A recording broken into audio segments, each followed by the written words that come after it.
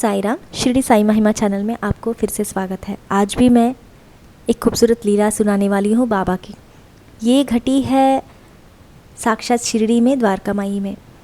जब हम शिरडी गए थे, बाबा का बुलावा आया था, खुशी खुशी हम शिरडी गए थे। सब अच्छा दर्शन हो गया, मेन समाधि मंदिर का दर्शन हो गया था। बाद में हम गुरुस्थान आए, वहाँ भी नीम वृक्ष को परिक्रमा करके अच्छे से हमने प्रार्थना की और नमस्कार किया। और बाद में हम द्वारका माई आ गए।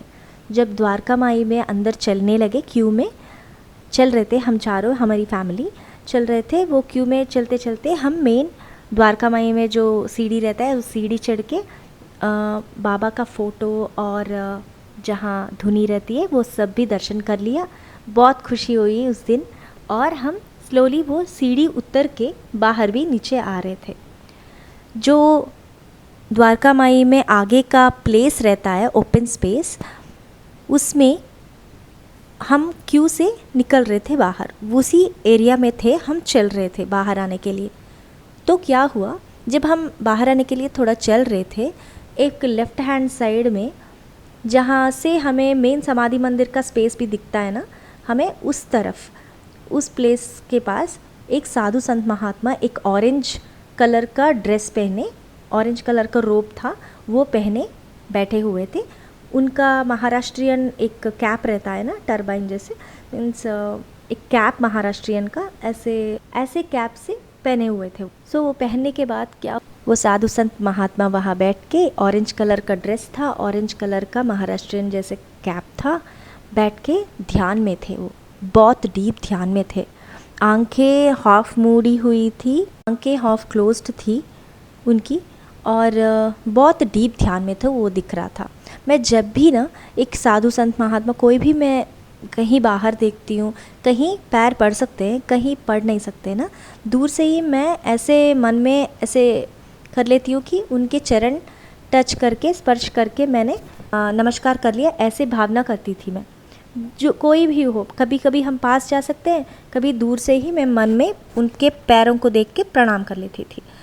तब क्या हुआ, उस दिन भी मैंने वैसे ही किया, उनको पैरों को देख के प्रणाम कर लिया, क्योंकि वो ध्यान में थे।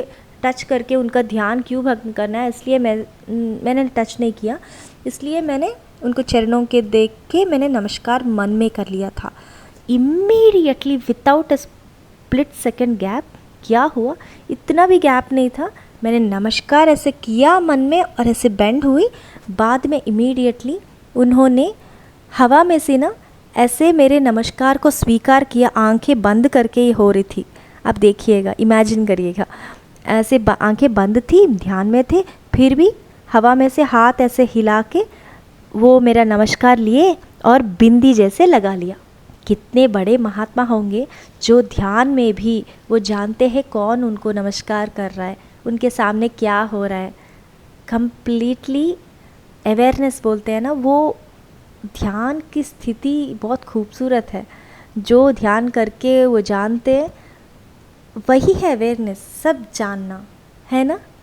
ऐसे मुझे लगा वो उतने बड़े संत महात्मा जब मेरी नमस्कार को ऐसे हवा में आंखें बंद करके भी देख सकते हैं कि मैंने नमस्कार किया, और वो उन्होंने हाथों से स्वीकार किया और बिंदी जैसे लगा लिया। उतने बड़े महात्मा हमारे बाबा के पास आके ध्यान कर रहे हैं। सोचिए हमारे बाबा कितने बड़े होंगे, हमारे बाबा कितने अद्भुत होंगे। वो साक्षात भगवान है बाबा।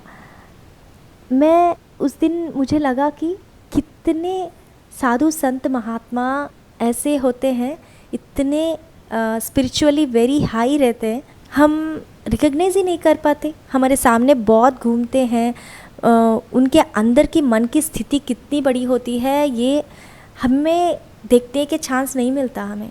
इसलिए ना, मैं जब भी बड़े बुज़ुर्ग या ऐसे साधु संत महात्मा दिखेंगे तो मैं पैरों पे पड़ जाती थी, नहीं तो मैं दूर से ही नमस्कार कर लेती थी। हमारे साईं ना कितने साधु सज्जनों को, कितने लोगों को उद्धार किया होगा मैंने, हमारे बाबा ने।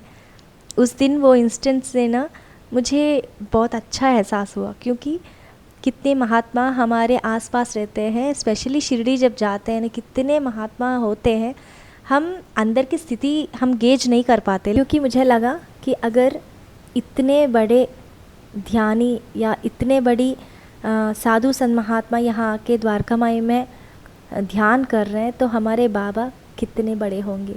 ये एहसास मुझे बहुत अच्छा लगा और ये इंस्टेंट से मैं विदा लेती हूँ। Thank you so much for listening. Om साईनाथाय नमः।